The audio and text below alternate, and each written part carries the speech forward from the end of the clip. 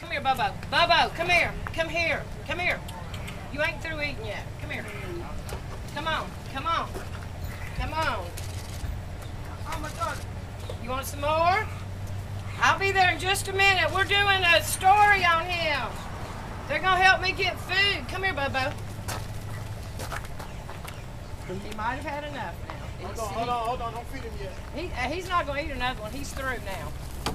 Oh. Boat came to me one day. Somebody found him. He was somewhere on that. I don't know if he was actually in the road, on the bridge, or whatever, but they kind of led him over to my parking lot, and I was outside, and he swam out to the end. And the next day I had some fish in the freezer because I'd been feeding another one years ago that had disappeared. And I tossed fish to him, and the next day he was up here on the driveway. And little by little, he, at first it was like tossing them to him a few feet away, and then it reached the point that, especially when I didn't have much to feed him, he got even more, I wouldn't call it aggressive, but he wasn't scared of me, and he'd get right in my face. I was an Air Force brat, so I was born in Hawaii, but we've been in Mobile since '62, when my dad retired. So I'm actually a Mobilian, I guess you would say. And where are we now? Where we're now, we're right at Hoppy's on the Parkway. It's been here since 1963 when Dad got it. And it's my own little piece of heaven. Of course, it's getting to be a little bit oily. Not here, though, thank goodness. It's just the, I guess, what looms out beyond that you think about. How has the oil spill affected you? Oh, it's made bait almost impossible to get. It's just kind of changed everything. Fewer people are fishing. Last frozen shrimp from, well, I get it through a company at the bayou, but they come from Apalachicola, Florida. Have they always come from Apalachicola? Most of the time right now I would be getting shrimp out of our bay, but since the bay's closed because the shrimp are too small. And right now all the shrimpers are trying to work the vessels of opportunity, and I can't blame them for that. He just, he shows up at different times. I mean, sometimes he can be like clockwork, 10, 2, and 6. And then other times he just is erratic. Like this morning, he got here at 6 o'clock because he's hungry. And he can't fly. He can fly a little bit now. He couldn't fly at all when he got here. And, but he's been doing that for about 6 months, fly maybe a couple 300 feet, 4 or 5 feet off the ground. So I think we've accomplished that. He's free and he's fed. And like I said, the problem is now trying to get fish for him. My customers are generous. I had one of them save all their small croakers for me today, and I just beg for fish all the time.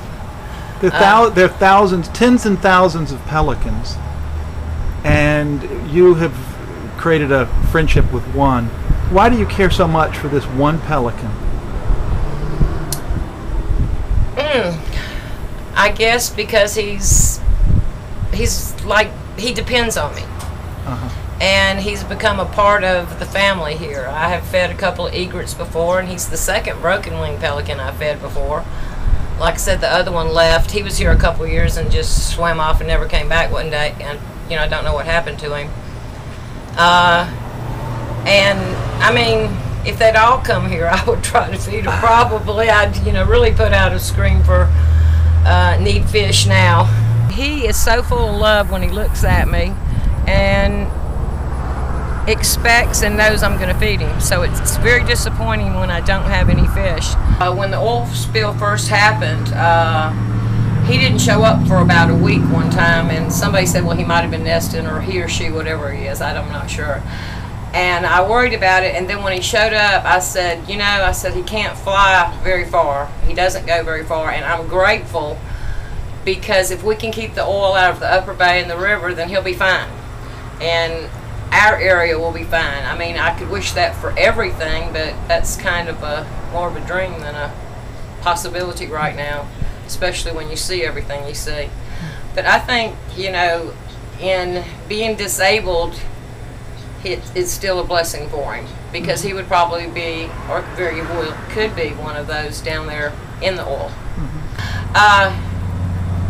we're supposed to take care of where we all live, you know, where they live, where we live, and a lot of times through lack of following through things that people should do, and everybody makes mistakes, but you know, this was a horrible one, and it's affecting so many things that, and to me the environment is the number one. If I did anything so many people are, you know, getting in the vessels of opportunity or the beach cleanups or different things, and I know you're supposed to be some type of a specialist to clean the Pelicans, but if I could do anything, that would be what I'd want to do. Right. And I believe I could do it. I don't believe I have to have the biological know-how. I think I have the love.